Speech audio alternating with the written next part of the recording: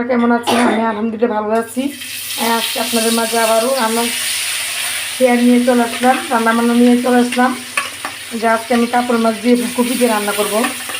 এখন তো ফুলকপির সাথে ফুলকপি খাইতে ইচ্ছে করে, ফুলকপির মজাও লাগে এখন এই সিজনে। যে কাতল মাছ দিয়ে আজকে একটা কাতল মাছ আনছে, এই কাতল মাছটা দিয়ে আজকে ফুলকপি দিয়ে রান্না করব। মাছগুলো এইগুলো আমার মাছগুলো উঠাই নিতেছি।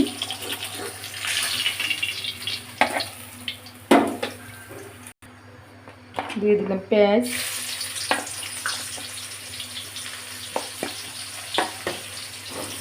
লাল লাল হোক, লাল লাল হইতে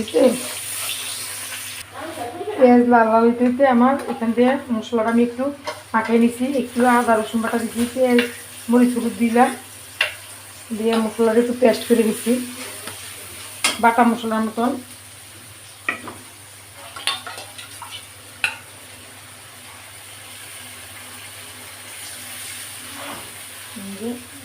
দিয়ে দিলাম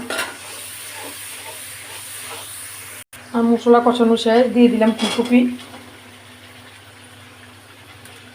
ফুলকপিটা দিয়ে দিলাম, নেড়ে চেড়ে দিয়ে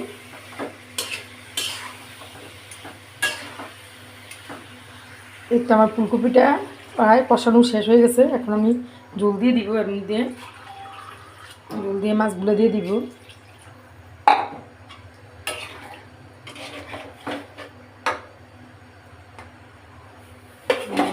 এখন মাছগুলো দিয়ে দিতেছি। জানি না আমার রান্না তোমাদের কাছে কেমন লাগে। আমি চেষ্টা করি আমার মতন করে আমি রান্না করতে, আমার মতন করে আমি রান্না করি, আমার মতন করে তোমরাও একটু ট্রাই করবা। এভাবে রান্না করলে তোমাদের কাছে কেমন লাগে আমাকে একটু জানাবা। আর আমার রান্না যদি তোমাদের কাছে ভালো লাগে থাকে অবশ্যই আমার চ্যানেলটাকে সাবস্ক্রাইব করে দিবে।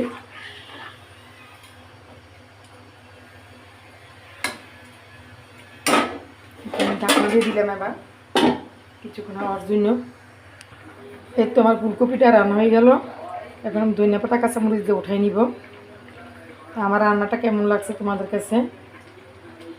তোমাদের কাছে ভালো লাগলে আমার রান্নাটা, আমার চ্যানেলটাকে অবশ্যই সাবস্ক্রাইব করে দিবে।